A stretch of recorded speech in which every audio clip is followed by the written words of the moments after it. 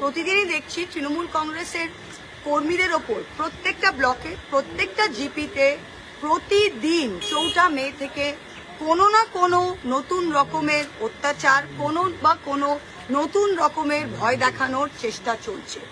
আমি কোনোদিন দেখিনি। আমরা শুনেছি এমার্জেন্সি 1977 হয়েছিল, লোকে বলে সিপিএম এর অত্যাচার। আমি সিপিএম এর আমার রাজনৈতিক জীবনে লাস্ট 3 বছর পেয়েছিলাম, কিন্তু যে কোনো অত্যাচার বাংলার মাটিতে হয়েছিল সবকটাকে ধাপে ধাপে ছাড়িয়ে চলে গেছে এই বিজেপি। আমি কোনোদিন দেখিনি যে কোনো পুলিশ, কোনো এসপি, কোনো আইপিএস অফিসার একজন এমএলএ কে ফোন করে, একটা আইপিএস অফিসার এমএলএ কে ফোন করে বলে যে আপনাকে ওইদিকে যেতে হবে।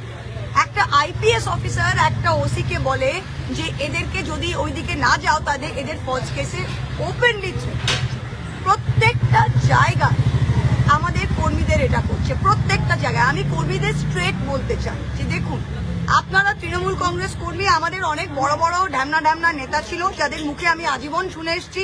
আমরা সিপিএম এর সাথে লড়াই করেছি, অনেক ববি, অনেক অরূপ, অনেক জাভেদ খানকে দেখেছি তারা নাকি সিপিএম এর সাথে লড়াই করেছে। যেই না সরকার পড়লো সেকেন্ড দিন গিরগিটির মতো, গাদ্দারের মতো লেজ গুটিয়ে উল্টো দিকে পালিয়ে গেল। তাই তারা কোন লড়াই করেছে কিনা আমার দেখার দরকার নেই। আমি আমাদের কর্মীদের বলছি যে এই গাদ্দারদের কি লড়াই করেছে সিপিএম এর সাথে তা আমাদের দেখার দরকার নেই। আজকের দিনে দাঁড়িয়ে যে বিজেপির সাথে লড়াইটা দিতে পারবে সেই কিন্তু ইতিহাসের পৃষ্ঠায় থাকবে।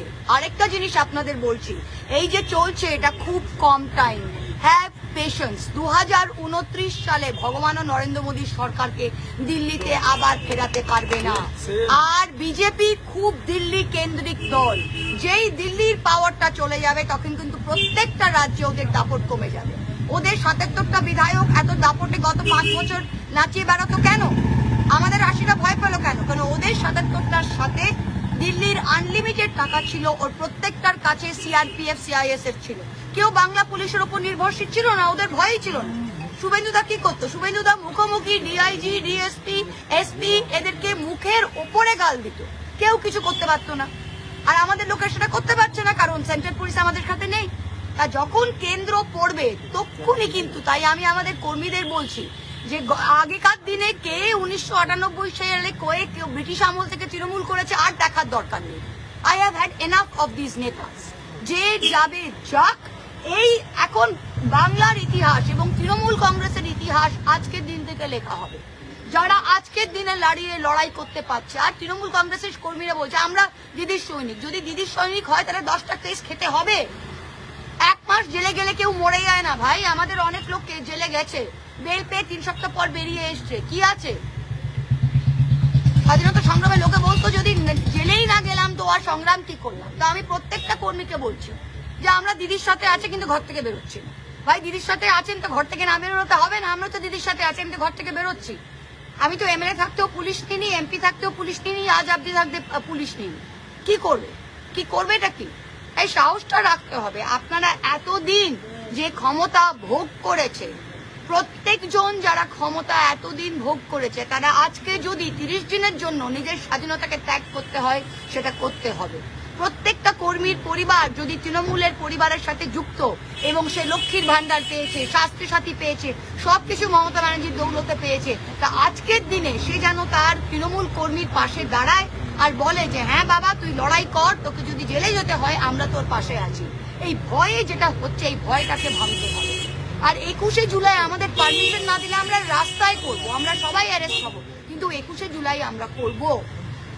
ওই নির্দিষ্ট স্থানে কি করবেন যেখানে দেখি অ্যাকচুয়ালি তো পুলিশ পারমিশনের উপর ডিপেন্ড করে। ওরা তো কন্টেম্পটের চিঠি পাঠিয়েছে, এখন সমস্ত দলকেই পাঠিয়েছে কন্টেম্পটের চিঠি যে 2015-18 কেসে। তা আমরা তো বললাম যদি আমাদের মঞ্চনা বাঁধতে দেয় তাহলে জিপের ওপর দাঁড়িয়ে, জিপসি গাড়ির ওপর দাঁড়িয়ে মাইক নিয়ে মমতা ব্যানার্জি মিটিং করবে, কিন্তু মিটিং হবে 100%। আর যদি ওরা ট্রেন বন্ধ করবে, বাস বন্ধ করবে, বাইক দিয়ে ঢুকতে দেবে না। আমি 4 মের পর আমি একজন এমপি, আমি জেলা সভাপতি, আমি ধরাদাহতে একটা মিটিং করতে গেছিলাম কর্মীদের সাথে। সেখানে কোন ছ্যাচড়া, কোন থানার পাড়ার ওসি সাহস কি রাস্তায় রোড ব্লক দিয়ে ওখানে লোককে ঢুকতে দিচ্ছে না, অথচ কংগ্রেসের কোন মহিলা গিয়ে ওখানে মিটিং করে আসছে। ওরা এখন এই সুযোগে কংগ্রেস সিপিএম কে হাওয়া দিচ্ছে, ওদের মিছিল করতে দিচ্ছে, নো প্রবলেম। ওরা কি চায়? ওরা চায় যে তৃণমূলের কর্মীরা এখন শেল্টারের জন্য কংগ্রেস সিপিএম এর দিকে বেরিয়ে যায় আর তৃণমূল ফাঁকা হয়ে যায়। এটা কিন্তু হবে না।